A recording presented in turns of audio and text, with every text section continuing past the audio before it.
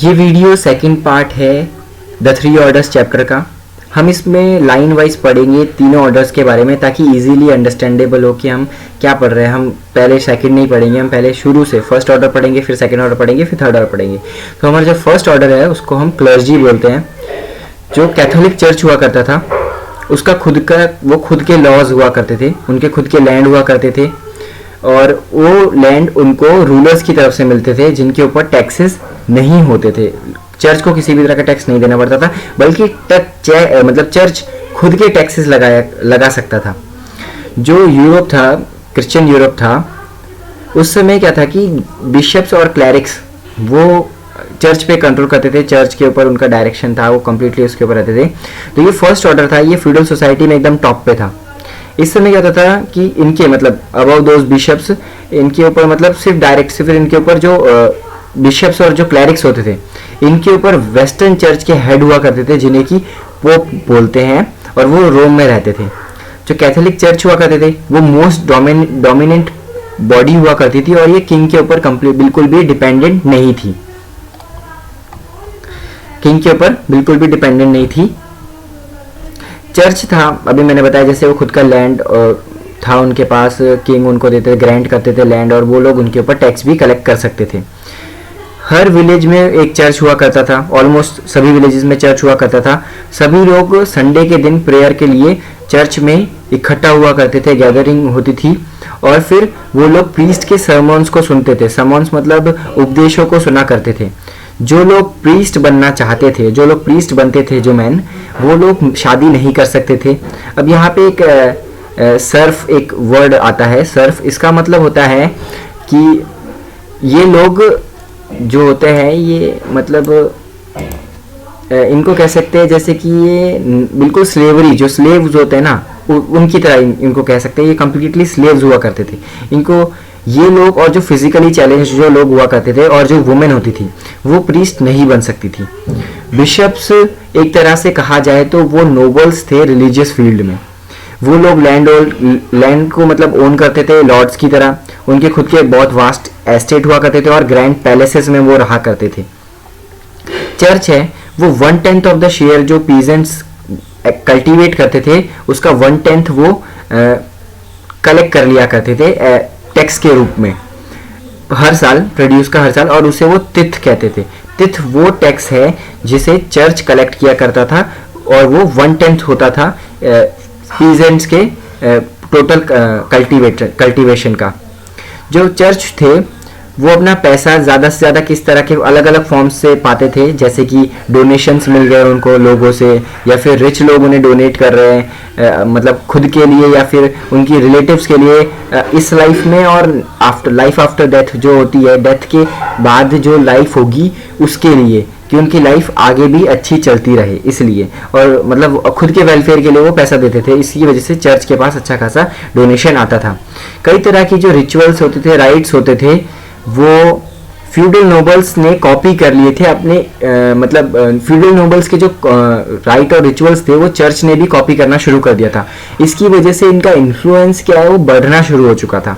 जैसे कि एक्ट होता है, जब हम क्या करते हैं कि हम आगे पढ़ेंगे इसके अंदर कि जो नाइट्स होते हैं वो लोग अपने लॉर्ड के सामने झुककर, अपने घुटनों के बल बैठकर, हाथ जोड़कर झुककर वो लेते थे, कसम खाते थे कि वो अपने लॉर्ड के प्रति लॉयल रहेंगे। उसी तरह से राजा को या लॉर्ड्स को भी चर्च के बिशप और क्लैरिक्स के सामने झुककर अपनी कस्टम्स को फॉलो करना होता था, हैंड किसिंग करनी होती थी, इस तरह की चीज़ों को फॉलो करना होता था।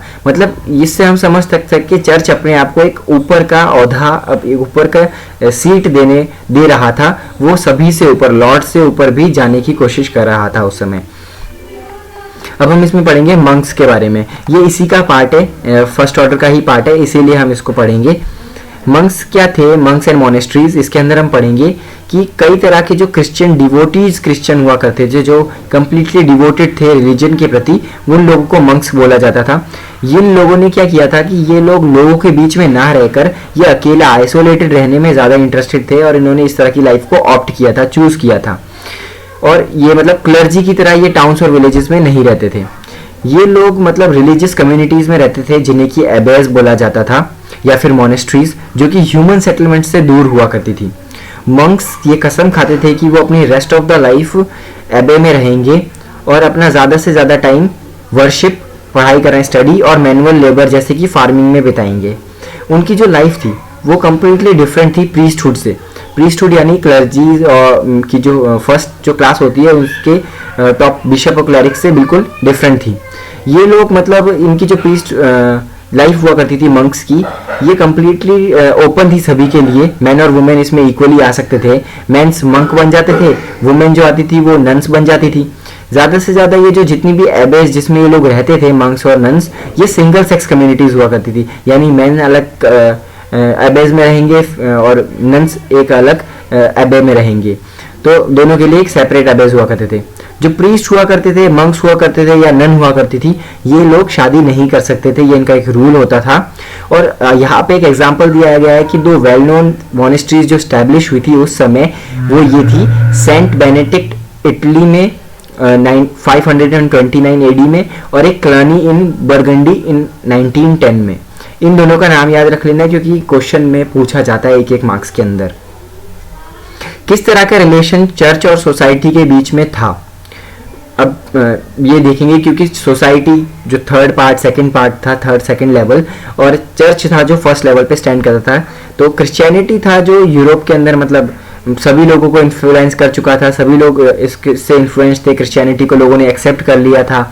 लेकिन क्या था कि क्रिश्चियनिटी से आने से पहले ही लोगों की खुद की भी कुछ बिलीव्स थे, वो उस बिलीव्स को भूल नहीं पाए थे। उनका बिलीव था जादू टोने पे विश्वास रखना, मैजिक पे बिलीव करना, या फिर फोक ट्रेडिशंस पे बिलीव करना। जो क्रिसमस थी, जो ईस्टर्स थे, ये 4th सेंचुरी के बहुत ही इम्पॉर्टेंट डेट्स थी। इनको मतलब इन्होंने प्री रोमन जो फेस्टिवल्स थे उन जो कि सोलर कैलेंडर पे बेस्ड थे, प्री रोमन फेस्टिवल्स, उनको रिप्लेस कर दिया था। उनकी जगह पे अब क्रिसमस और ईस्टर को सेलिब्रेट किया जाता था। क्रिसमस जो ईस्टर डे होता था वो मार्क करता था क्रूसिफिक्शन ऑफ क्राइस्ट और उनकी रीबर्थ को, मतलब जो उनकी डेथ के बाद जो उन्होंने रीबर्थ लिया था उसको मार्क करता था। और ये सेलिब्रेटेड, और इस ईस्टर को सेलिब्रेट किया जाता है, ईस्टर डे को सेलिब्रेट किया जाता था एक रिप्लेस डेट पे, क्योंकि पहले तो सोलर कैलेंडर पे डेट चलती थी, उसके बाद में एक लूनर कैलेंडर आया और उन ओल्ड फेस्टिवल्स की जगह पे जो ओल्ड फेस्टिवल्स की जो डेट्स हुआ करती थी उन डेट्स के साथ इन्हें रिप्लेस करके इनको सेलिब्रेट किया जाने लगा, क्रिसमस और ईस्टर को। जब मतलब स्प्रिंग आती थी, स्प्रिंग के टाइम पे लोग क्या करते थे, जो जितने भी लोग होते थे, चाहे वो पीजेंट्स हो गए, लॉर्ड्स हो गए, नाइट्स हो गए, ये लोग क्या करते थे, ये अपने विलेज लैंड के चारों तरफ घूमने की कोशिश, मतलब घूमा करते थे, जस्ट ट्रैवल किया करते थे, क्योंकि बहुत बड़े बड़े एरियाज पे इनका कंट्रोल था लॉर्ड्स का। तो ये लोग बस सिंपली घूमा करते थे स्प्रिंग के टाइम पे, क्योंकि बहुत अच्छा ये मतलब मंथ माना जाता था। स्प्रिंग का जो मंथ होता था बहुत ही अच्छा था, और इस जगह पे ये लोग ज़्यादातर इंजॉय करने में बिलीव करते थे। उस टाइम पे जब स्प्रिंग आता था ये लोग विलेज के लैंड्स पे घुमा करते थे। हॉलीडेज और हॉलीडेज जो ये मतलब वर्ड है, इन्हीं से हॉलीडे बनाए। तो ये मतलब सभी जो वर्कड पीजेंट्स हुआ करते थे, जो थक जाते थे, पूरे टाइम वर्क करते रहते थे, जो पीजेंट्री क्लास थी, इन लोगों ने इस डे को बहुत ज़्यादा अच्छे से वेलकम किया है। ये इस डे को एक फ्री डे के रूप में सेलिब्रेट करते थे।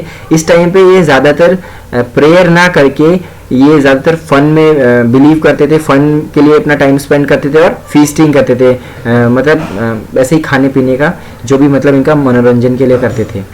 हमारी अब जो इसके आगे का जो पार्ट होगा वो हम नेक्स्ट वीडियो में करेंगे, पार्ट 3 में।